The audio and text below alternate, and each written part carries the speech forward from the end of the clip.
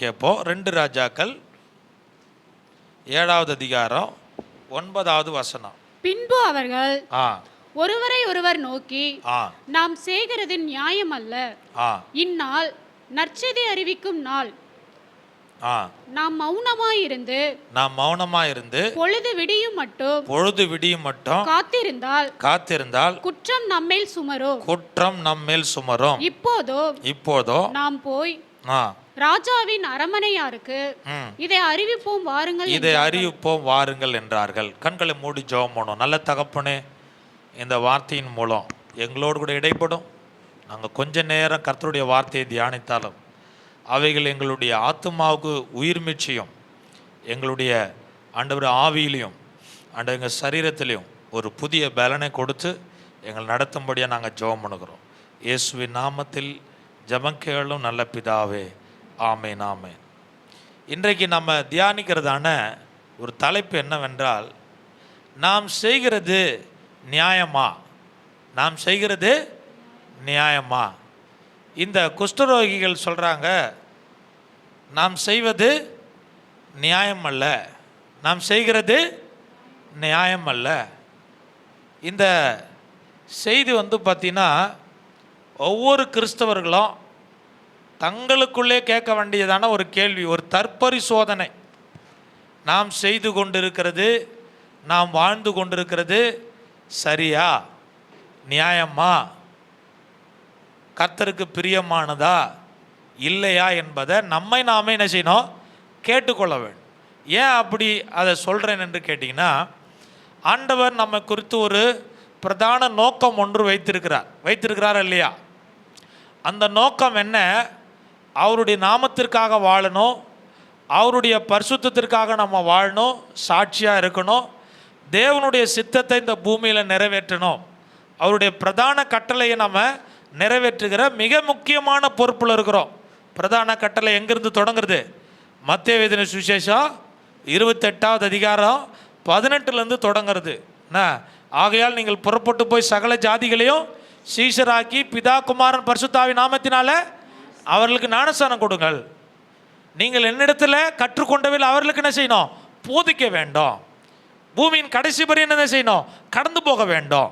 அப்படி ஆண்டவர் பிரதான கட்டளையை நமக்கு கொடுத்துருக்கிறார். ஸோ இந்த கட்டளையின்படியும் ஆண்டவர் கொடுத்துருக்கிற சத்தியத்தின்படியும் நம்முடைய வாழ்க்கை கடந்து போகுதா? அப்படி இல்லை என்றால் எங்கே நம்ம வழி மாறி போய் கொண்டிருக்கிறது, தேவனுடைய நோக்கத்தை விட்டு எங்கே விலகி போய் கொண்டிருக்கிறோம், நம்மை நாமே சோதித்து பார்க்கணும், தற்பரிசோதனை செய்தாக வேண்டும். ஆனால் அதையெல்லாம் மறந்துவிட்டு, தேவனுடைய திட்டத்தை எல்லாம் மறந்துவிட்டு, நம்முடைய விருப்பத்திற்காக நம்ம ஓடிக்கொண்டிருக்கிறோமா, நம்முடைய சுய காரியத்தை நிறைவேற்றுறதுக்காக நம்ம வாழ்ந்து கொண்டிருக்கிறோமா? ஜஸ்ட் யோசித்து பார்க்கணும், நம்மை நாமே கேள்வி கேட்கணும். புரியுதுங்களா? அப்பொழுதுதான் நம்மை நாமே சோதித்து பார்த்தாதான் நம்முடைய நிலை எப்படி இருக்குது என்பது தெரியும். நம்முடைய ஆவிக்குரிய நிலை எங்கே இருக்குது என்பதை நம்ம கண்டுகொள்ள முடியும்.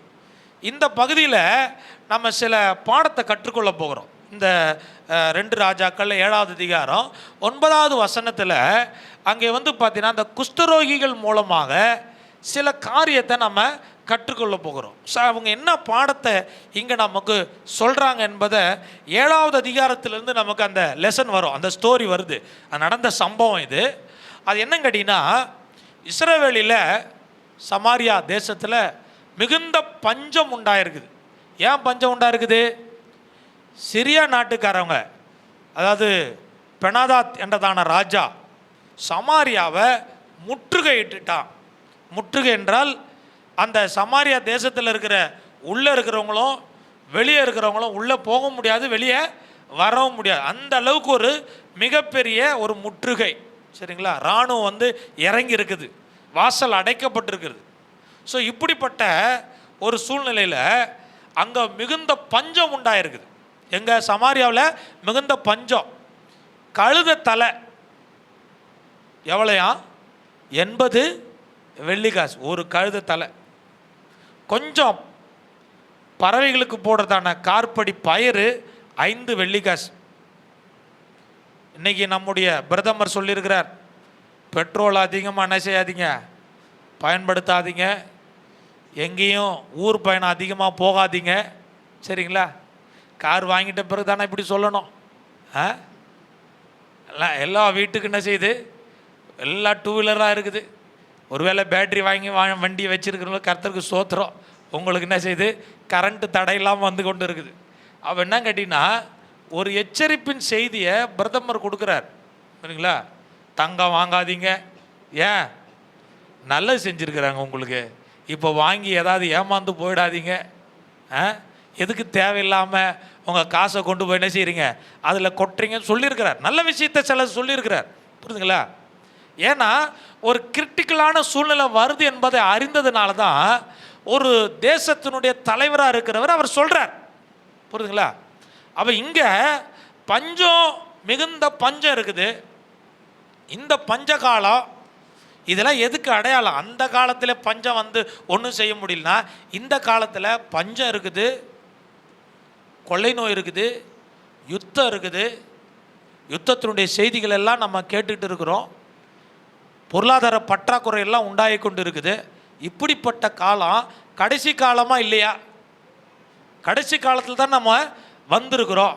ஸோ இந்த காலத்தில் நம்ம யோசிக்க வேண்டியது நிறையா இருக்குது, செயல்பட வேண்டியது நிறையா இருக்குது. அப்போ கடைசி காலமாக இருக்கிற இந்த காலத்தில் தான் நாம் கிறிஸ்தவர்களாக இருக்கிற நம்ம செயல்பட வேண்டும், புரியுதுங்களா? நம்ம ஜெபிக்க வேண்டும், ஆண்டவருடைய வேலையை செய்ய வேண்டும், இன்னும் துரிதப்படுத்த வேண்டும். ஏன்னா ஆண்டவர் என்ன செய்ய போகிறாரு, சீக்கிரம் வரப்போகிறாரு. இந்த கிருபையின் காலம் முடிய போகுது. கிருபையின் காலம்னா ரட்சிக்கப்பட வேண்டிய காலம் முடிகிற ஒரு காலத்தில் இருக்கிறோம். நமக்கு நல்ல ஒரு தருணத்தை கர்த்தர் கொடுத்துருக்கிறார். ஸோ இந்த காலத்தை நம்ம பயன்படுத்தி ஆண்டவருக்காக செயல்படணும், புரியுதுங்களா? ஸோ இந்த பஞ்ச காலத்தில் அவங்க சொல்கிறாங்க, இங்கே பஞ்சம் உண்டாயிருக்கிறது. இப்போ ராஜாவின் இடத்துல இந்த பஞ்சத்தை தாங்க முடியாமல் 2 அம்மா கம்ப்ளைண்ட் சொல்ல வராங்க. என்ன தெரியுங்களா? என்ன கம்ப்ளைண்ட்னா, ராஜா அலங்கத்தின் மேல் நடந்து வரார், அலங்கத்தின் மேலே நடந்து வரார். ஒரு அம்மா ஓடி வந்து சொல்லுது, என்ன தெரியுங்களா, எனக்கு ஒரு பஞ்சாயத்து இருக்குது, எனக்கு நியாயத்தை நீங்கள் விசாரிக்கணும். என்ன நியாயம் தெரியுங்களா? நான் நேற்று என்னுடைய பிள்ளையை நாங்கள் சமைத்து சாப்பிட்டோம், சரிங்களா? இன்றைக்கு யாருடைய பிள்ளையை கொடுக்கணும்? அவர்களுடைய பிள்ளையை இன்றைக்கு கொடுக்கணும். ஆனால் அவர்கள் என்ன செய்ய மாட்டாங்க, அவருடைய பிள்ளைய கொடுக்க மாட்டாங்க. ஸோ ராஜா இந்த செய்தியை கேட்ட பிறகு அவருடைய மனசு எப்படி இருந்துருப்பாருங்க, வஸ்திரத்தை கிழிச்சுக்கிட்டாருங்க, வஸ்திரத்தை கிழிச்சுக்கிட்டார். கிழிச்சிட்டு சொல்கிறாரு, நான் உனக்கு என்ன செய்ய முடியும்? நான் எதிலிருந்து உன்னை ரட்சிப்பேன், எதிலிருந்து உங்களுக்கு தேவையை நான் சந்திப்பேன். பாருங்க, 2 பெண்ணுடைய தேவையை கூட யாரால் சந்திக்க முடியல, ராஜாவால் சந்திக்க முடியலங்க. முடிஞ்சுதா? 2 பேருடைய தேவையை சந்திக்க முடியல. ஒரு பெரிய ராஜா, இராணுவத்துக்கெல்லாம் அதிபதியாக இருந்தவர், அவ்வளோ பேரை போஷித்தவர், அந்த மனுஷனால் என்ன செய்ய முடியல, 2 பேரை கூட போஷிக்க முடியல. நல்லா கவனிங்க, ஆண்டவர் உலகத்தில் இதுவரையில் எத்தனை ஜீவ ராசிகளை ஆண்டவர், பிராணிகளை ஆண்டவர் போஷித்து வர்றார் பார்த்தீங்களா? காட்டுகளில் காடில் வாழ்கிறதான மிருக ஜீவன்களை ஆண்டவர் எவ்வளோ போஷித்து வருகிறார். எத்தனை மனிதர்களை இதுவரையில் ஆண்டவர் போஷித்து வருகிறார். அப்போ பாருங்க, ஒரு 2 பேருடைய தேவையை சந்திக்க முடியாமல் வஸ்திரத்தை கிழித்து கொண்டு அவர் உடனே சொல்கிறாரு, இதெல்லாம் யாரால் வந்தது? கர்த்தர் தான் இதை ஏற்படுத்தினார். அந்த கர்த்தருடைய ஊழியத்தை செய்கிற எலிசாவினுடைய தலையை நான் எடுக்க போகிறேன். நம்ம ஆளுங்களை பார்த்தீங்கன்னா எது ஒன்றுனாலும் யார் மேலே குறை சொல்ல எழுப்பிடுவாங்க, உடனே கிறிஸ்தவர்கள். ஏதாவது ஒரு பிரச்சனை வந்ததுன்னா இதுக்கெல்லாம் காரணம் யார்? கிறிஸ்தவர்கள். ஏதாவது ஒரு பிரச்சனை வந்ததுன்னா இதுக்கெல்லாம் காரணம் யார்? பாஸ்ட் தான். ஒருவேளை ரட்சிக்கப்படாத வீட்டிலேருந்து நீங்கள் சர்ச்சுக்கு போனீங்கன்னா உங்களை பார்த்து சொல்லுவாங்க, இதுக்கெல்லாம் காரணம் யார்? நீ தான் சர்ச்சுக்கு போனீங்க, ஆண்டவரை தேடினீங்க, உன்னால தான் அந்த பிரச்சனை அப்படின்னு சொல்லிவிடுவாங்க, தெரியுங்களா? இவன் சொல்கிறான் பாருங்க, எலிசாவுனுடைய தலையை எடுக்க போகிறேன். எலிசாவுனுடைய தலையை எடுத்தாலாம் நடந்துருமா? இன்றைக்கு பார்த்தீங்கன்னா 3 மிஷினரி, 3 ஊழியக்காரர்கள், இன்னும் சில ஊழியக்காரர்கள் அவர்கள் சீரியஸான கண்டிஷனில் இருக்கிறாங்க. மணிப்பூரில் 3 ஊழியக்காரர்களை சுட்டு இருக்கிறார்கள். கடைசி காலங்க. என்னுடைய வேதாகம கல்லூரியில், நான் படித்த வேதாகம கல்லூரியில் 2011 படித்து முடித்தவர் சுட்டு கொலை பண்ணப்பட்டிருக்கிறார். அப்போ நம்ம எந்த காலத்தில் வாழ்ந்து கொண்டிருக்கிறோம்? நாம் இன்றைக்கு நியாயமாய் நம்ம வாழ்கிறோமா? நாம் செய்து கொண்டிருக்கிற காரியமும், நாம் நினைத்து கொண்டிருக்கிற காரியமும், செயல்பட்டு கொண்டிருக்கிற காரியமும் ஆண்டவருடைய ஏற்படுத்தினதான பாதையிலும் அவருடைய சித்தத்தின்படியும் நாம் வாழ்ந்து கொண்டிருக்கிறோமா என்பதை யோசித்து வேணும். நம்முடைய வாழ்க்கை நிஜமானது அல்ல, புரியுதுங்களா? நிரந்தரமானதும் அல்ல. காலையில் நான் சொன்னேன் பார்த்தீங்களா, 8 மணிக்கு ஒரு ஃபோன் பண்ணுறாங்க.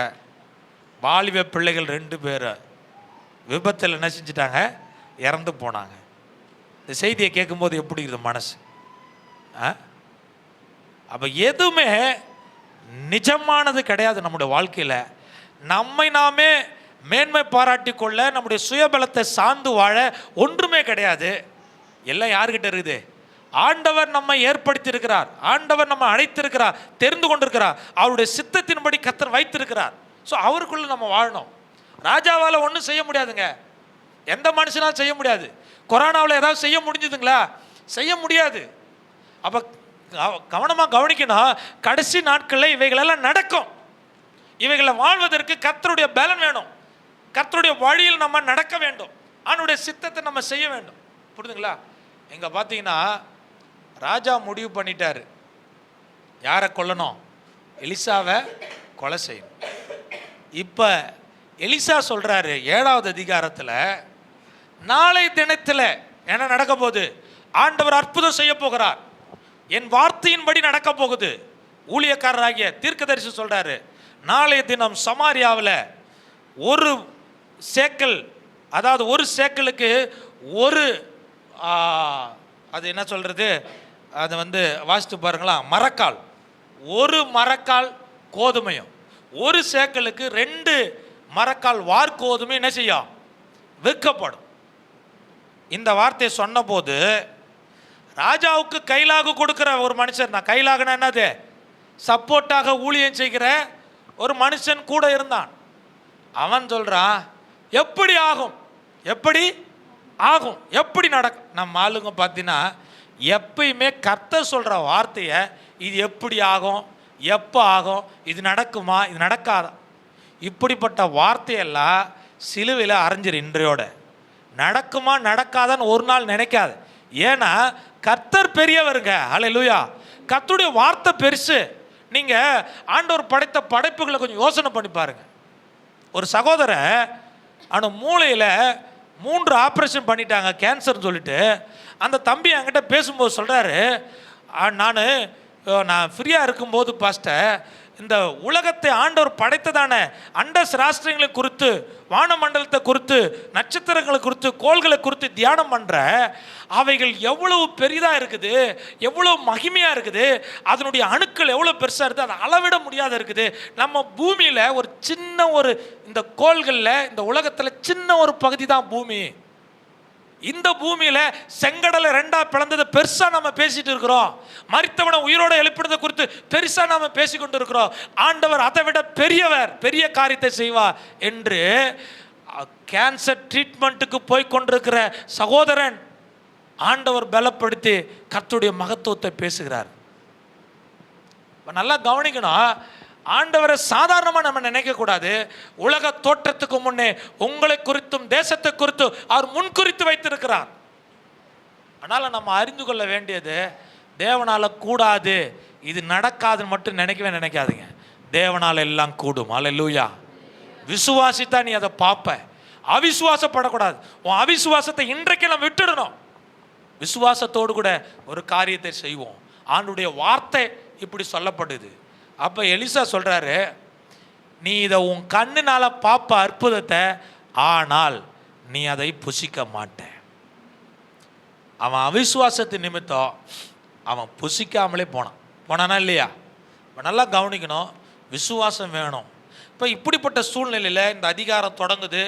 இங்கே பார்த்தீங்கன்னா 4 பேர் இருக்கிறாங்க. 4 பேர். 3வது வசனத்திலேருந்து தொடங்குது.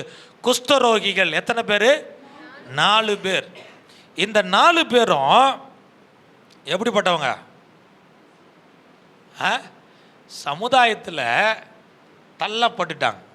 குஷ்டரோகிகள் நீங்கள் பழைய ஏற்பாட்டு காலத்தில் என்ன சொல்கிறாங்கன்னா, அவங்க தேசத்தினுடைய பட்டணத்தினுடைய வெளியில் எங்கேயாவது போய் அவங்க தங்கலாம்.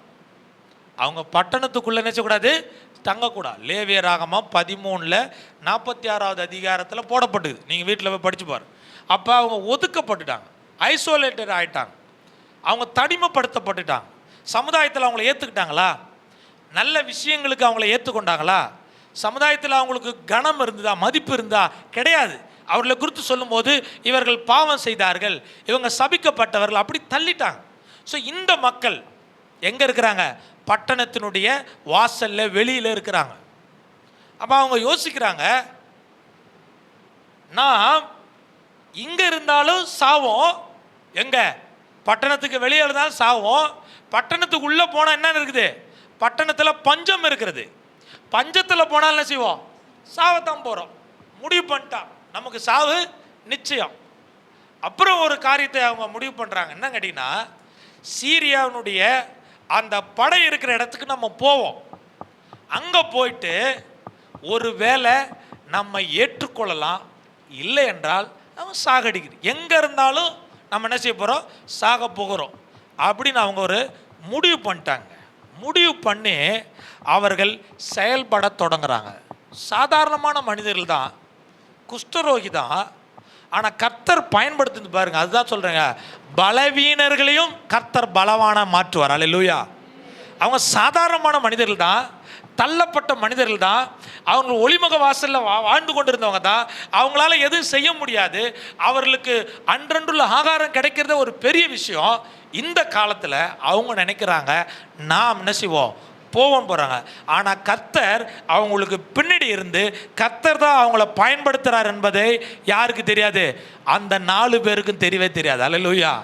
சில விஷயங்கள் கர்த்தர் உங்கள் வாழ்க்கையில் செய்யும்போது நீங்கள் தான் அந்த பாத்திரம் என்பது உங்களுக்கே தெரியாமல் கர்த்தர் அந்த காரியத்தை செய்து கொண்டிருப்பார். அல்லேலூயா. அதனால் இங்கே இவங்களை ஆண்டவர் அனுப்புகிறார், இவங்க அந்த எண்ணத்தை கொடுக்குறார். அந்த கொடுத்து இவங்க புறப்படும் போது என்ன நடக்குது சொல்லுங்க? புறப்பட ஆரம்பிக்கிற அந்த நேரத்தில் ஒரு பெரிய இரைச்சலின் சத்தம் கேட்குதுங்க. யார் காதில் கேட்குது? ஒரு இரைச்சலின் சத்தம் 4 குஷ்டரோகிகளுடைய காதுகளிலும் கேட்கவில்லை. நல்லா கவனிங்க, சத்தம் எங்கே கேட்கல? குஷ்டரோகிகளுடைய காதில் கேட்கல. அந்த பட்டணத்துக்குள்ளே இருக்கிறாங்க பார்த்தீங்களா? ஒரு இராணுவத்தினோட சத்தம் எப்படி இருக்கும்? ஒரு யுத்த சத்தம் எவ்வளோ இருக்கும்? குதிரை சத்தம் எவ்வளோ இருக்கும்? பக்கத்தில் இருக்கிறதான அந்த இஸ்ரவேலுடைய ராஜாவுக்கு கேட்கல. அப்போ ஆண்டவர் யாருக்கு மட்டும் கேட்க வச்சாரு? சிறிய படை வீரர்களுக்கும் அந்த ராஜாவுக்கும் காதுகளில் குளறுபடி உண்டாகுது. சரிங்களா? காதுகளில் பயம் உண்டாகுது, திகில் உண்டாகிறது. காதில் என்ன செய்யுது? ஒரு மிரட்டல் சத்தம் உண்டாகிறது, அதிரல் சத்தம் உண்டாகிறது. அந்த காதில் ஏற்படுகிற அந்த சத்தம் அவர்களால் அங்கே இருக்க முடியலங்க. புரியுதுங்களா? கர்த்தர் நினைச்சா எப்படியும் ஆண்டவர் கிரியை செய்ய ஆரம்பிக்கலாம். நம்ம நினைக்கிறோம் என்ன செய்யுது, இந்த வழியில் தான் ஆண்டவர் செய்யணும்னு சொல்லிட்டு. கிடையவே கிடையாது. அவருக்கு ஆலோசனை சொல்லுகிறது நம்ம யாருங்க? நம்முடைய சத்துருக்களை விரட்டணும்னு கேட்டிங்கன்னா ஆண்டவர் காதில் குடைச்சல் கொடுப்பார். அல்லேலூயா. கண்ணில் குடைச்சல் கொடுப்பார். கொடுப்பாரா கொடுக்க மாட்டாரா? அதே சீரியரானோ நீங்கள் 6வது அதிகாரத்தில் படித்து பார்த்தீங்கன்னா கண் மயக்கம் உண்டாச்சு அவங்களுக்கு. தெரியுங்களா? எலிசா கிட்ட வரும்போது அவங்களுக்கு என்ன உண்டானது? கண் மயக்கம் உண்டானது. அப்போ கண்ணையும் மயக்க வைக்கிறது யார் தான்? காதையும் கோளாறாக்குறது யார் தான்? கர்த்தர். சத்தம், அவ்வளோ சத்தம், தாங்க முடியாத சத்தம், ஓடுகிறான். பார்த்தீங்கன்னா கூடாரத்திலேருந்து அவங்க போகும்போது ஒன்றையுமே எடுக்கலையாம். அவர்களுடைய பொருட்கள், அவங்க வைத்திருந்த பாத்திரம், அவங்களுடைய பண்ட பாத்திரங்கள், அவருடைய உணவு, அவங்களுடைய பொக்கிஷம் ஒன்றையும் எடுக்கல. எடுக்காம அவ்வளோ ஃபாஸ்ட்டாக ஓடுறாங்க. ஏன் கேட்டீங்கன்னா உயிர் தப்பித்தா போதும், தப்பி பிழைச்சா போதும் சொல்லிட்டு எல்லாவற்றையும் விட்டுட்டு ஓட்டாங்க. குதிரைகள் அப்படியே இருக்குது, இராணுவத்தினுடைய எல்லா ஆயுதங்களும் அப்படியே இருக்குது, எல்லாம் அப்படி அப்படியே வச்சுட்டு ஓட்டுட்டான். ஒரு வஸ்திரத்தை எடுத்துட்டு போகல, ஒரு பொருட்கள் எடுத்துட்டு போகல. ஆனால் இஸ்ரவேல் ஜனங்கள் எகிப்திலிருந்து வரும்போது யார்கிட்ட இருந்து பிடிங்கிட்டு வந்தாங்க சொல்லுங்க? யார்கிட்ட இருந்து? எகிப்தில் இருந்து புறப்படும் போது வீட்டில் இருக்கிறது எல்லாத்தையும் அள்ளிக்கிட்டு போகிறான். அங்கே வனாந்தரத்தில் தேவையான ஆண்டுடைய ஆசிரிப்பு கூட கட்டு எல்லாத்தையும் என்ன செய்கிறான்? வெள்ளியும் பொண்ணுங்களை அள்ளிக்கிட்டு போனாங்களா இல்லையா புறப்படும் போது? ஆனால் இவன் ஓடும்போது எப்படி செஞ்சார் ஆண்டவர்? ஒரு பொருள் கூட எடுக்கவில்லை. இவ்வளவு நாளா என் ஜனம் பஞ்சத்தில் அடிபட்டு இருக்குது, என் ஜனம் கஷ்டத்தில் இருக்குது, எல்லா சோர்ஸ் யார்கிட்ட இருக்குது? வாங்கிட்டு இருக்குது. நீ எடுத்துக்கிட்டு போயிட்டா இந்த பஞ்சம் தீராது. சரிங்களா? அப்போ கர்த்தர் நீ உழைக்க வேண்டியது, நீ சம்பாதிக்க வேண்டியது, இதுவரை நஷ்டப்பட்டது எல்லாம் எங்கே வச்சிருக்காரு?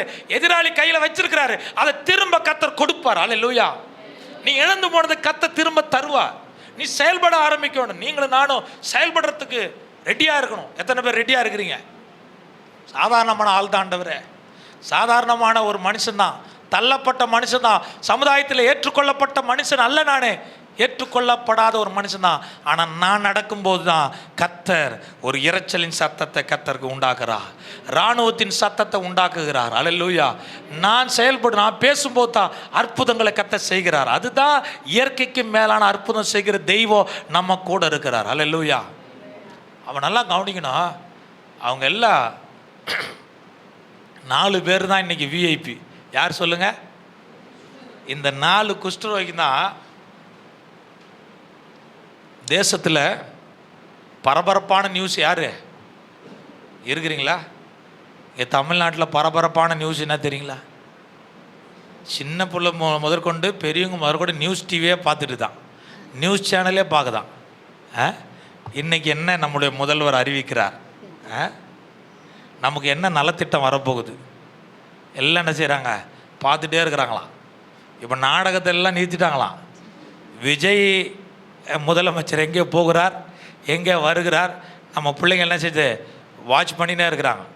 எங்கே எந்த பிரச்சனை இருக்குது, தண்ணீர் எங்கே தேங்கி நிற்குது, அவர் காசு கொடுக்குறாரோ இல்லையோ, நம்மால் டீமாக போய் என்ன செஞ்சுறாங்க? போய் வேலை செய்கிறோம். ஒரு ரிஃபர்மேஷன் உண்டானா போல் இந்த பிள்ளைகளுக்குள்ள, இந்த வாலிப பிள்ளைகளுக்குள்ள, வாலிப எம்எல்ஏக்குள்ளே ஆண்டவர் ஒரு எழுப்புதலை கொடுத்துருக்காருன்னு நினைக்கிறேன். இது சமூக சேவை செய்கிறதுக்காக. நல்லதோ கெட்டதோ பொறுத்திருந்து பார்ப்போம். அல்லேலூயா. நம்முடைய வேலை சேவை செய்வது தானே. நம்ம யார் சேவை செஞ்சாலும் நம்ம என்கரேஜ் பண்ணுறது தான். சரிங்களா? அது யாராக இருந்தால் எக்ஸாக இருக்கலாம், ஒய்யாக இருக்கலாம். என்ன சொல்கிறீங்க? நம்முடைய வேலை என்ன சொல்லுங்க? மக்களுக்கு நல்லது செய்யணும். அப்போ இந்த 4 பேர் யாராக இருந்தாலும் சரியில்லை, அவங்க குஷ்டரோகி தான். ஆனால் போன உடனே அவங்க பார்த்த அதிசயம் என்ன தெரியுங்களா? இவ்வளவு நாள் பஞ்சமாக இருந்த ராஜ போஜனம், அவன் சாப்பிட்ட சாப்பாடு, அவன் வைத்திருந்த பொருட்களை பார்த்து சந்தோஷப்பட்டு முதல்ல தெரியுங்களா, ஒரு பழமொழி சொன்ன, அரஜான் வயிற்று கிளாட்டா உலகமே கலாட்டான்னு சொல்லுவாங்கள்ல. அது மாதிரி அவன் வயிற்றில் எப்போ பசி இருந்து தெரியுமா? பசி அவனுக்கு நிறைவாகவே இருந்துங்க. போன உடனே சாப்பிட ஆரம்பிச்சிட்டான். சரிங்களா? பசி இருந்தாலே நமக்கு எந்த வேலையும் ஓடாது. எந்த நிறைய பேருக்கு வேலை ஓடுதா? உங்களுக்கு வேலை ஓடுமா? டென்ஷன் அதிகமாக இருக்குதா இல்லையா? முதல்ல என்ன செய்ய? தண்ணியை குடின்னு சொல்லுவாங்க, முதல்ல சாப்பிடுன்னு சொல்லுவாங்க, அப்புறம் வேறு வேலையை பார்க்கலாம். புரியுதுங்களா? என் பொண்ணு இருக்குது, சின்ன பொண்ணு. அவங்களுக்கு என்னென்னா, வெளியில் கடை தெருவில் போய் ஏதாவது சாப்பிட்டாங்கன்னா அவங்களுக்கு வயிறு என்ன செய்யுது? ஒத்துக்காது. நேற்று ஃபங்க்ஷனில் போய் பிரியாணி சாப்பிட்றாங்க. நான் பார்த்திங்கன்னா சரி புள்ள சாப்பிட்டு நான் வெயிட் பண்ணினே இருக்கிறேன். எல்லா பந்தியிலேருந்து எல்லாம் போயிட்டாங்க.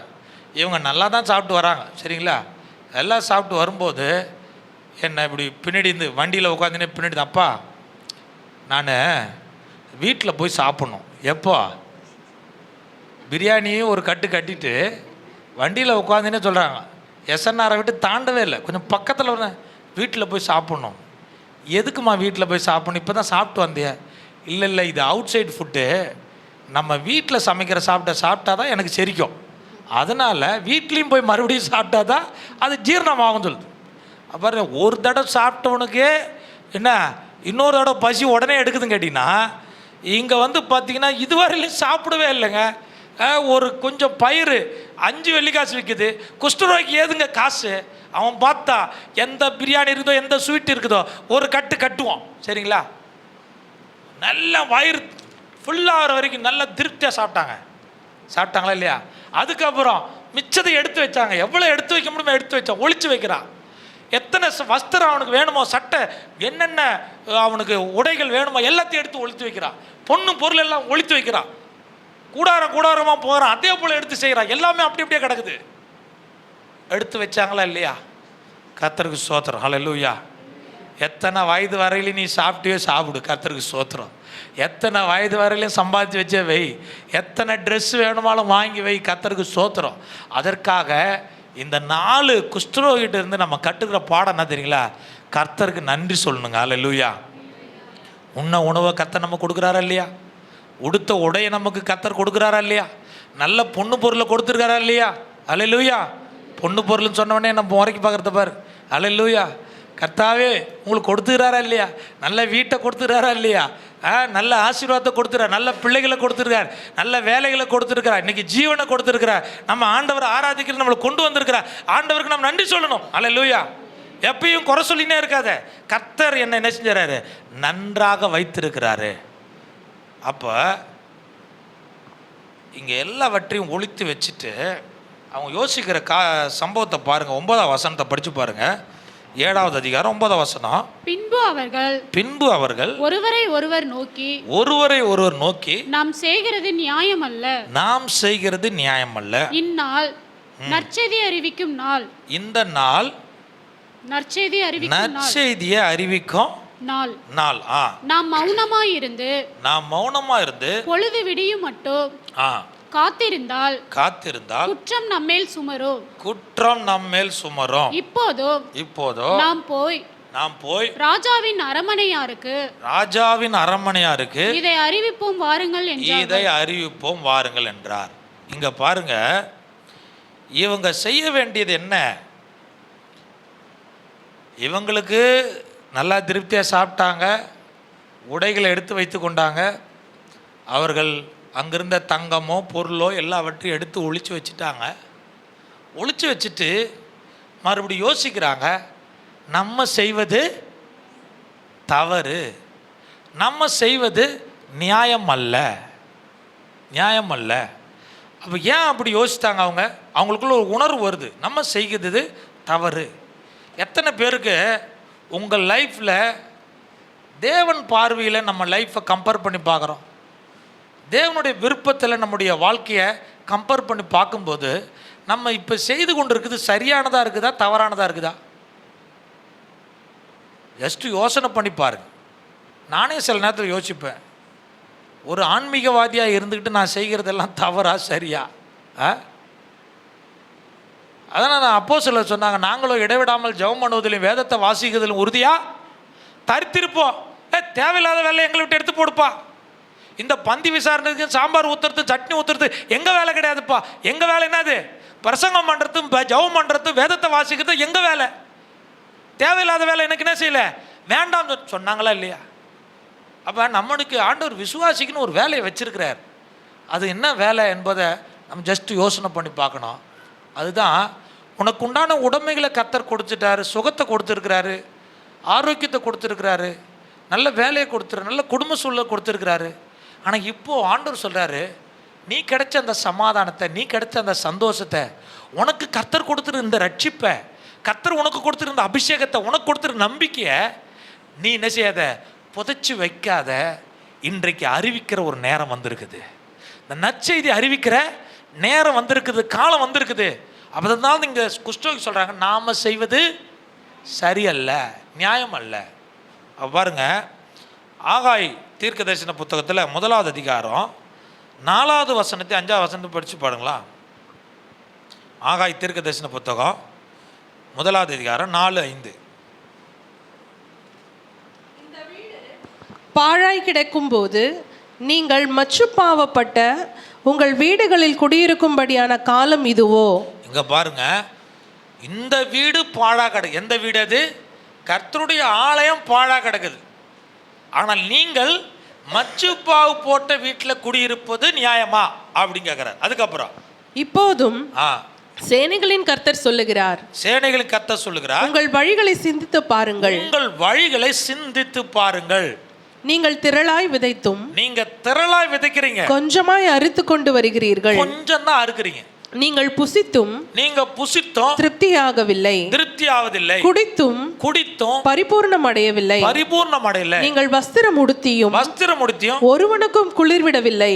ஒருவனுக்கும் குளிர். நல்லா கவனிக்கணும். நீங்க எல்லாம் பார்த்தீங்கன்னா நெகட்டிவா இருக்குது. பார்த்தீங்களா எப்படி இருக்குது? செயல்படுற, ஆனா அந்த செயல் என்ன இல்லை, சக்சஸ் இல்லை. நான் ஒரு ட்ரெஸ்ஸு போட்டிருக்கிறேன், இந்த அங்கியை போட்டிருக்கிறேன். எதுக்கு போட்டிருக்கிறேன்? என்னை முழுசும் கவர் பண்ணணும், புரியுதுங்களா? எனக்கு அனலாக இருக்கணும். அல்லேலூயா சொல்லுமா? ஆவியில் அனலாக இருக்கிறோமோ இல்லையோ? எதில் அனலாக இருக்குது? நம்ம சர்ச்சி எப்பயுமே அனலாக இருக்குது. அல்லேலூயா. குளிர்காலத்தில் நமக்கு என்ன செய்யும்? இந்த மாதிரி அங்கி போட்டால் அனலாக இருக்கும். ஆனால் குளிர்காலத்தில் இப்படிப்பட்ட ஒரு ட்ரெஸ்ஸை போட்டோம், உனக்கு குளிர் அடங்கல்னா ட்ரெஸ்ஸு போட்டு பிரயோஜனம் இருக்குதா? கிடையாது. அதிகமாக விதைத்திருக்கிற அந்த விதைக்கு ஏற்ற ஒரு பலன் வரணுமா இல்லையா? அறுவடை வரணும் இல்லை? அதிகமாக பிஸ்னஸ் பண்ணுறோம், ஆனால் லாபம் வரணுமா இல்லையா? வெறும் பிஸ்னஸே பண்ணிட்டு இருந்தா லாபம் இருக்கணும் இல்லை? லாபம் வரல. அப்போ யோசனை பண்ணணும். என் புள்ள 24 மணி நேரமோ படின்னு படிக்க வச்சுட்டு இருக்கிறேன். ஆனால் நான் படிக்கிற பிள்ளையிலேருந்து என்ன எதிர்பார்க்குறோம்? நல்ல மார்க் எதிர்பார்க்குறோம். அப்படி தானே? என் பிள்ளை நல்லா படிச்சியும் மார்க் வரல. அப்போ யோசிக்கணும், சிந்தித்து பாருங்கள் உங்கள் வழிகள்னு சொல்கிறார். இதுவா காலம்? கர்த்தருடைய வீடு பாழாய் போகணும். அப்படின்னு என்ன? கர்த்தருடைய ராஜ்யத்தினுடைய வேலை பாழாய் போயிருக்குது. அவருடைய ராஜ்யத்தின் வேலை கட்டப்படலை, அவருடைய சுவிசேஷம் அறிவிக்கப்படலை. ஸோ இப்படிப்பட்ட காலத்தில் இதுவா காலம் கேட்குறார். இதுவா காலம்? அப்போ எந்த காலத்தில் வந்திருக்கிறோம்? கேயாசி யாரு சொல்லுங்க? எலிசாவினுடைய வேலைக்காரன். நாகமான் வந்து சுகம் பெற்றுக்கிட்டு போகும்போது அவன் என்ன செய்யறான்? கேயாசி ஓடி போய் கேட்குறான், எனக்கு என்ன செய்யுங்க? வெள்ளியை கொடுங்க, வஸ்திரத்தை கொடுங்க. அப்போ எலிசா சொல்கிறாரு, நீ திராட்சை தோட்டத்தை வாங்குறதும் வீடுகளை கட்டுவதும் இதுவா காலம்? இது எந்த காலத்தில்? இயேசு கிறிஸ்து வருவதற்கு 700 வருஷத்துக்கு முன்னாடியே சொல்கிறார், இதுவா காலம்? அப்போ அந்த காலத்தில் அவர் எச்சரிக்கிறார், இதுக்கு பின்னாடி ஓடாத, இது தேவைதான். ஆனால் இவைகளை பெற்றிருக்கிற நீ இப்போது செய்ய வேண்டிய வேலைக்கு வந்திருக்கிற, அந்த வேலையை நீ நிறைவேற்ற வேண்டும், நீ புறப்பட வேண்டும், நீ செயல்பட வேண்டும். புரியுதுங்களா? இதுக்குள்ளே, இந்த கூடாரத்துக்குள்ளே இருக்காதே. இந்த கூடாரத்தில் இவ்வளோ நன்மை இருக்குது என்று சொல்லி நீயே அனுபவிக்கலாம் என்று பார்க்காதே.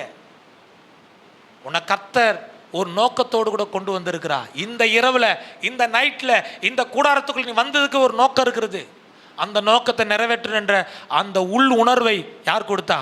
கர்த்தர் தான் கொடுத்தாருங்க. அந்த குஷ்டரோகிட்ட அவங்க ஒரு டிசைட் பண்ணுறாங்க, நாம் செய்வது நல்லதில்லை. ஏன் அப்படி நல்லதில்லைன்னு சொல்கிறாங்க? நம்ம மறைக்கிறோம். ஒரு நற்செய்தி, கர்த்தர் ஒரு பெரிய விடுதலை கொடுத்திருக்கிறார். அந்த விடுதலையை, கர்த்தர் கொடுத்துருக்கிற சமாதானத்தை கர்த்தர் இன்றைக்கு அறிவிக்க வேண்டியதான குட் நியூஸை இன்னைக்கு நம்ம மறைச்சிக்கிட்டு இருக்கிறோம். தப்பு தானே? உங்களுக்கு கொடுத்த விடுதலையை மற்றவர்களுக்கு அறிவிக்கணுமா இல்லையா? நல்லா கவனிக்கணும். நீங்கள் மார்க் 16:15 பார்த்தீங்கன்னா, ஆண்டவர் சீஷர்களை பார்த்து சொல்லுவார், நீங்கள் புறப்பட்டு போய் சகல ஜாதிகளுக்கு இதை என்ன செய்யுங்க? பிரசங்கம் பண்ணுங்க சொல்கிறார். என் நாமத்தை கொண்டு அற்புதங்களை செய்யுங்க, நான் என்னுடைய நாமத்தை கொண்டு வியாதிகளை சுகமாக்குங்க, பிசாசுகளை விரட்டுங்க.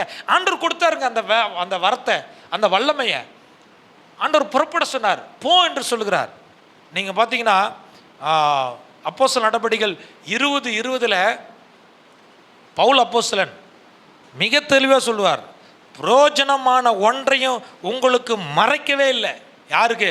எபேசு பட்டணத்தில் வந்த மூப்பர்களுக்கு சொல்றாரு, மனம் திரும்புதலை குறித்து உங்களுக்கு பிரசங்கம் பண்ணியிருக்கிறேன், கிறிஸ்து இயேசுவின் மேல இருக்கிற விசுவாசத்தை குறித்து பிரசங்கம் பண்ணியிருக்கிறேன், அதை குறித்து நாங்கள் ஒன்றையும் நான் மறைக்கவே இல்லை.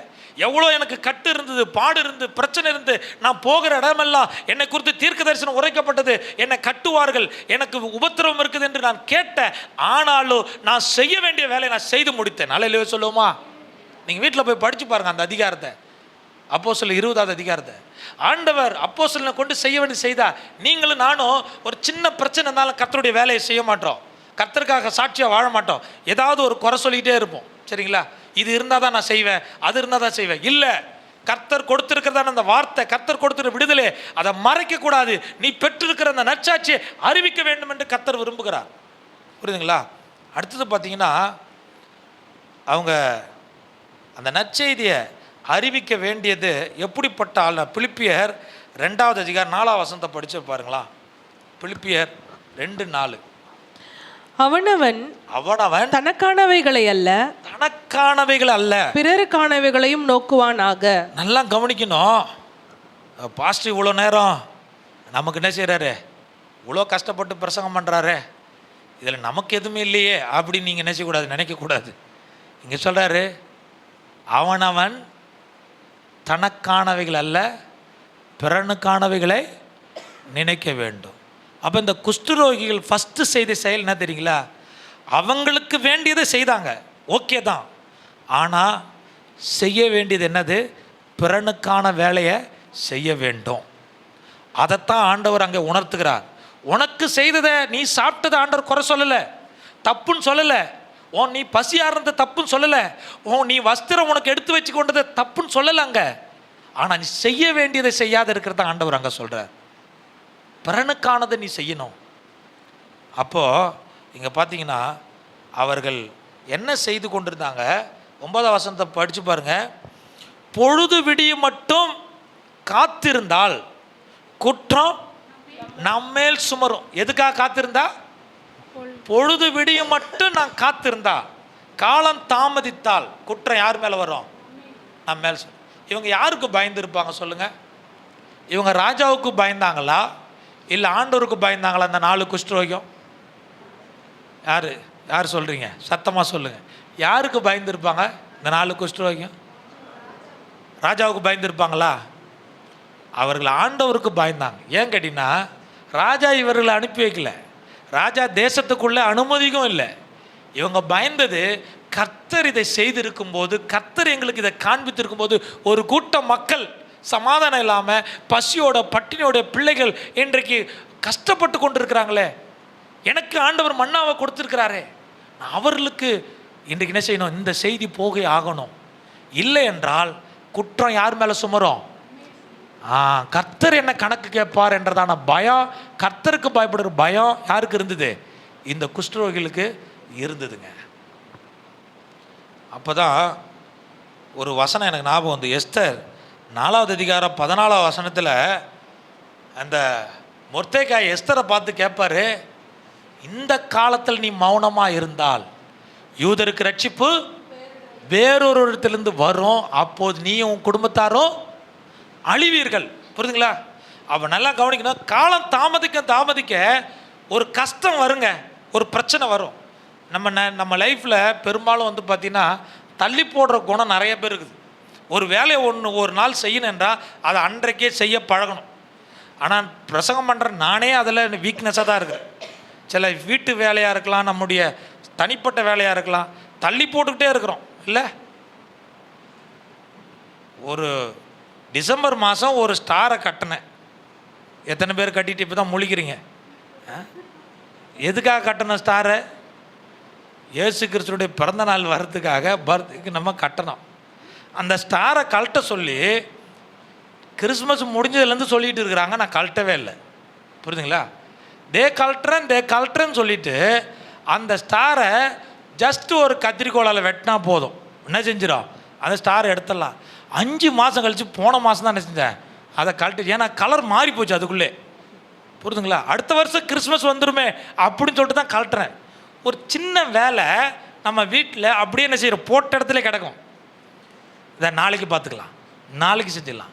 ஒரு சின்ன ஒரு பில்லு கட்ட வேண்டியதாக இருக்கும், அந்த பில்லை கட்டாமல் ஃபைன் கட்டுவோம். பார்த்தீங்களா? ஒரு இன்சூரன்ஸ் கட்ட மாட்டோம். என் வண்டிக்கு பார்த்தீங்கன்னா இதில் சொல்லவே கூடாது, சரிங்களா? கொஞ்சம் கட்டுவோம் நினச்சி பார்த்தீங்கன்னா கட்டாமல் விட்டுரும், அதனால் பெனால்ட்டி வாங்குவோம். எத்தனை பேர் அப்படி செய்கிறோம்? அப்போ சின்ன வேலை அதை காலம் தாமதிக்குது. இது எதுக்குன்னு கேட்டிங்கன்னா, இது சோம்பேறித்தனம். இது என்ன சொல்லுங்கள்? சோம்பேறித்தனம். அப்போ இவங்க பொழுது விடியும் வரையிலும் இவங்க காத்திருந்தா குற்றம் இவங்க மேலே என்ன செய்யும்? சுமாரும். சோம்பேறித்தனமாக இருந்தால் குற்றம் இவங்க மேலே வரும். அதனால் கரெக்டாக இவருக்கு காலம் தாமதிக்காமல் உடனே செயல்பட வேண்டிய வேலையை செய்து ஆகணும், இல்லைன்னா அது பூட்டப்படும். புத்தி இல்லாத ஸ்திரீகள், அந்த 5 கன்னி ஸ்திரீகள் இருக்கிறாங்கல்ல, புத்தி இல்லாத ஸ்திரீகள்னு சொல்லிட்டு, அவங்களுடைய பிரச்சனை என்ன சொல்லுங்கள்? அவங்க கையில் என்ன வச்சில்ல? கரெக்டாக எண்ணெயும் தீவெட்டியும் அவங்ககிட்ட இல்லை. அவங்க பந்தம் அணைஞ்சு போயிடுச்சு. இப்போ போய் கதவை தட்டுறாங்க, கதவை பூட்டப்பட்டு இருக்குது, கதவை தட்டுறாங்க, திறங்க. ஆண்ட சொல்ல, உன்னை அறியேன், நீ ஆயத்தமாக இல்லை, நீ ரெடியாக இல்லை, உன்னை அறிய. அனுப்பிட்டார்ல. காலம் தாமதித்தா இந்த மாதிரியான விளைவுகள் என்ன செய்யும், நடக்கும். இதுதான் கிருபையின் காலம், கர்த்தர் கொடுத்துருக்கிற காலம். இதில் நீங்கள் சுகமாக இருக்கணும், நீங்கள் நல்ல ஆசீர்வாதமாக இருக்கணும். அதே சமயத்தில் உங்களுக்கு கிடைத்த அந்த விடுதலையை, உங்களுக்கு கிடைத்த இந்த சமாதானத்தை, இந்த சுவிசேஷத்தை மற்றவர்களுக்கு அறிவிக்க வேண்டும். அநேகர் இன்றைக்கு வருத்தத்தோடு இருக்கிறாங்க. ஒரு நாள் பார்த்தீங்கன்னா டிஎல் மோடியை பற்றி எத்தனை பேர் தெரியும்? டிஎல் மோடியினுடைய சமையல்கார், அவரை ஒரு இரவு நேரத்தில் டிஎல் மோடிக்கிட்ட ஆண்டவர் சொல்கிறாரு, என்னை குறித்து யாருக்கு சொல்லு, உன் சமையல்காரனுக்கு போய் சொல்லுன்னு சொல்கிறார். இப்போ இந்த டிஎல் மோடி சொல்கிறாரு, ரொம்ப டயர்டாக இருக்கிறேன், என் சமையல்காரன் தானே, காலையில் விடிந்த உடனே என்ன செய்வேன், போய் சுவிசேஷத்தை நான் அவனுக்கு சொல்கிறேன் அப்படின்னு சொல்லிட்டு இவர் படுத்துட்டார்.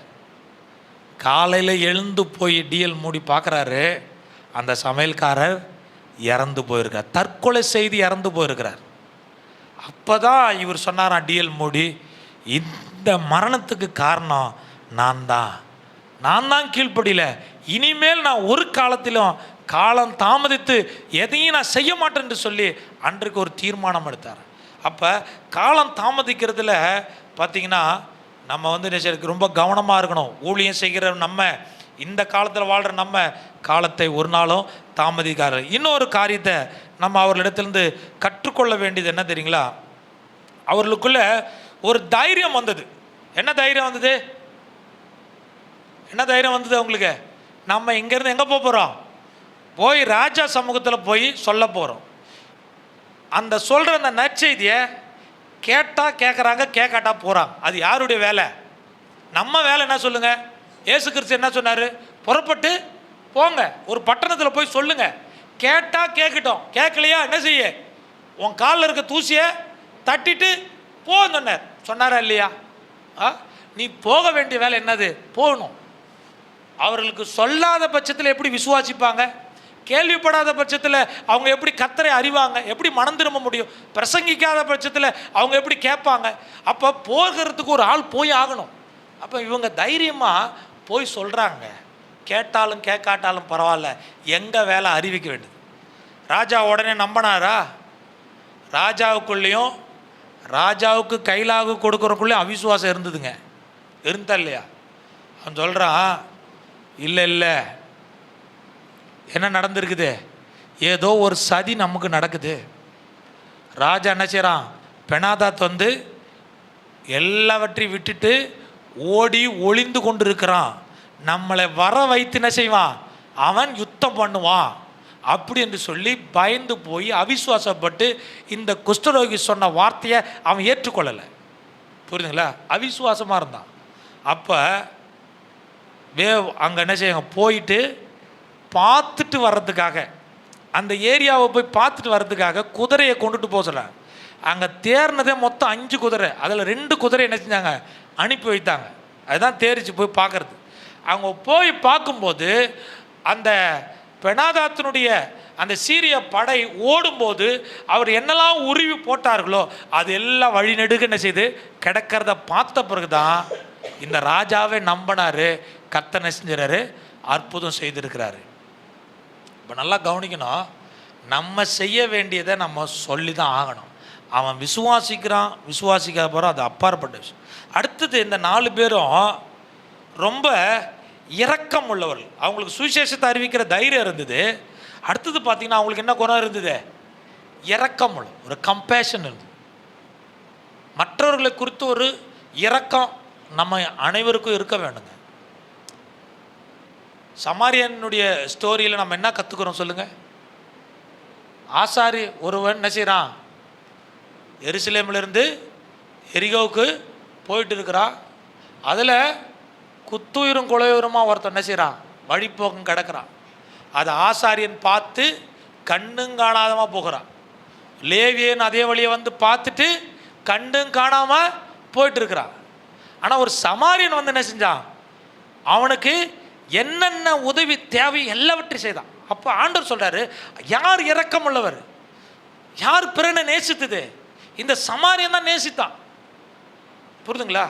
அப்போ நம்முடைய வேலை என்ன கேட்டால், இன்றைக்கி மரண தருவாயில் இன்னைக்கு வேதனையோடு கஷ்டத்தோடு பாவத்தில் இன்னைக்கு விடுதலையாக முடியாதபடிக்கு கஷ்டப்பட்டு கிடக்கிறதான மக்களை தூக்கி எடுக்கிற பொறுப்பு யார் கையில் இருக்குது? உனக்கும் எனக்கும் கர்த்தர் கொடுத்துருக்கிறார். சபையில் ஏன் ஆத்துமாக்கள் வரல? ஒருத்தன் திமிர்வாதக்காரனாக படுத்து கிடந்தான். லூக்கா 5வது அதிகாரத்தை நீங்கள் வீட்டில் போய் படித்து திமிர்வாதக்காரனாக படுத்து கிடக்கிறான். அவனை நண்பர்கள் எல்லாம் ஒரு டிசைட் பண்ணாங்க, இவன் இப்படி திமிர்வாதமாக படுத்து கிடக்கிறதுக்கு நம்ம என்ன செய்ய, ஏதாவது ஒன்று பண்ணணும். என்ன பண்ணலாம் பார்த்தீங்கன்னா, அந்த 4 பேரும் இயேசு கிறிஸ்து இருக்கிற இடத்த தேடி போனாங்க. இயேசு கிறிஸ்து இருக்கிற வீட்டில் ஒரு திரளான கூட்டம் இருக்குது. உள்ளே போக முடியல, வீட்டு கதவை அடைக்கப்பட்டிருக்குது, உள்ளே போக முடியாது. சும்மா விட்டாங்களா அந்த 4 பேரும்? என்ன செய்தாங்க தெரியுங்களா? வீட்டு கூரை மேலே ஏறினான், கட்டிலோட ஆளை தூக்கிட்டு வரான். சரிங்களா? கயிறை கட்டினான், கயிறை கட்டி கூரையை பிரித்து இயேசு கிறிஸ்துடைய புல்பிட்டுக்கு பக்கத்தில் அவர் பேசிகிட்டு இருக்கிற இடத்துல ஒரு பேஷண்ட்டு இறங்குது. சரிங்களா? மேலேருந்து எல்லாம் வேடிக்கையாக பார்க்குறான். இது என்னோட ஆச்சரியமாக இருக்குது, கூரையிலேருந்து என்ன செய்கிறான், ஒரு ஆள் இறங்குறான். அப்போ தான் ஆண்டவர் சொன்னார், இவனுக்காக கிடையாது, இந்த 4 பேர் தூக்கிட்டு வந்து இவ்வளோ முயற்சி பண்ணி ரிஸ்க் எடுத்தான் பார்த்து, இவன் நிமித்தம் உனக்கு நான் சுகத்தை தருகிறேன். பார்த்தீங்களா? அதுதான் மற்றவர்கள் மேலே இருக்கிறதான நமக்கு இருக்கிற இரக்க குணம். புரியுதுங்களா? அந்த இரக்க குணத்தை நம்ம கற்றுக்கொள்ளணும். நம்முடைய வாழ்க்கையில் இவங்க மூலமாக நம்ம கற்றுக்கொள்ளணும். அடுத்தவர்களை ரட்சிப்புக்குள்ளே நடத்துறதான மிகப்பெரிய பொறுப்பை கர்த்தர் நமக்கு கொடுத்துருக்கிறார். இங்கே பாருங்களா, யோவானது சுவிசேஷத்தை நான் ஒரு சிலதை மட்டும் சொல்லி நான் முடிக்கிறேன். யோவானது சுவிசேஷத்தில் 1வது அதிகாரம் 11வது வசனத்தை நீங்கள் படித்து பார்த்தீங்கன்னா, அவர் தமக்கு சொந்தமானதினாலே வந்தார். யோவான் 1:41. அவன் முதலாவது தன் சகோதரனாகிய சீமோனை கண்டு மேசியாவை கண்டோம் என்று சொன்னான். மேசியாவை கண்டோம் என்று சொன்னான். மேசியா என்பதற்கு கிறிஸ்து என்று அர்த்தமாம். கிறிஸ்து என்று அர்த்தமா? நல்லா கவனிங்க. ஆண்ட்ரூ அந்திரேயா என்றதான ஒரு மனுஷனை குறித்து தெரியும். அவர் பார்த்தீங்கன்னா எப்பயுமே யாரையாவது கூட்டு வந்து இயேசு கிறிஸ்துவை விட்டுருவார். முதல்ல பேதுரு அழைத்து கொண்டு வந்து எங்கே விடுறாரு? இயேசு கிறிஸ்துகிட்ட கொண்டுட்டு வர்றார். அப்போ சர்ச்சில் ஆத்துமாக்கள் ஆதாயம் பண்ணணும்னு கேட்டிங்கன்னா யார் கொண்டுட்டு வரணும் ஆத்துமாக்களை? நல்லா கவனித்த ரச்சன்யான்னு ஒரு பொண்ணு வந்தது, இன்றைக்கி தானே வந்தது. அப்போ அந்த பொண்ணு வரும்போதே வலது பக்கத்தில் ஒரு பிள்ளை, இடது பக்கத்தில் ஒரு பிள்ளை வந்திருக்குதா இல்லையா? பார்த்தீங்களா? கூட வரும்போது யாரை கூப்பிட்டு வரணும்? சர்ச்சுக்கு வரும்போது நம்ம நண்பர்களை கூப்பிட்டு வரணும். அந்திரே என்ன செஞ்சார்? கூட வரும்போதே பேதுரு கூப்பிட்றார், வா நான் மேசியாவை கண்ட வா. அழைத்தாருங்களா இல்லையா? நம்ம மட்டும் போனால் போதும், நமக்கு யாரும் டிஸ்டர்பன்ஸ் பண்ணக்கூடாது, யாரும் சர்ச்சுக்கு வந்துடக்கூடாது. ஒரு முடிவாக இருக்கிறீங்க. சரிங்களா? யார் ஆத்துமாக்களை கொண்டுட்டு வருவா? யார் சுவிசேஷத்தை அறிவிக்க முடியும்? உங்கள் கையில் ஆண்டவர் கொடுத்துருக்கிறார். புரியுதுங்களா? ஒரு பாஸ்டரால் எல்லா ஆத்துமாக்களும் ஆதாயம் பண்ண முடியாது, எல்லா ஊழியத்தை செய்ய முடியாது. ஸோ அதனால் விசுவாச பிள்ளைகள் அனைவரும் ஒரு அந்திரேயாவை போல் நம்ம மாறணும். அடுத்தது பார்த்திங்கன்னா யோவான் 6:8 வசனத்தில் நீங்கள் பார்த்தீங்கன்னா இந்த அந்திரேயா தான் போயிட்டு ஒரு சிறு பையனை அழைச்சிட்டு வருவார். ஏன் கேட்டிங்கன்னா அங்கே பசியோடு இருக்கிறாங்க, அவங்கள போஷிக்கணும். அப்போ போஷிக்கிறதுக்கு அவர் கண்டுபிடிக்கிறார் என்ன அங்கே சோர்ஸ் இருக்குது. எல்லாம் சொல்கிறாங்க இந்த வனாந்தரத்தில் எப்படி 4000 பேருக்கு மேலே இருக்கிற மக்களை எப்படி போஷிக்க முடியும்? ஆனால் இங்கே பார்த்தீங்கன்னா அந்திரேயா சொல்கிறாரு 7 அப்பம் இருக்குது, சில சிறுமீன்கள் இருக்குது என்று இயேசு கிறிஸ்து கொண்டு வந்து அந்த பையனை இன்ட்ரடியூஸ் பண்ணுறார். அதை ஜெபம் பண்ணி பார்த்தீங்கன்னா 4000 பேருக்கு கர்த்தர் போஷித்தார். அல்லேலூயா சொல்லுமா? அல்லேலூயா.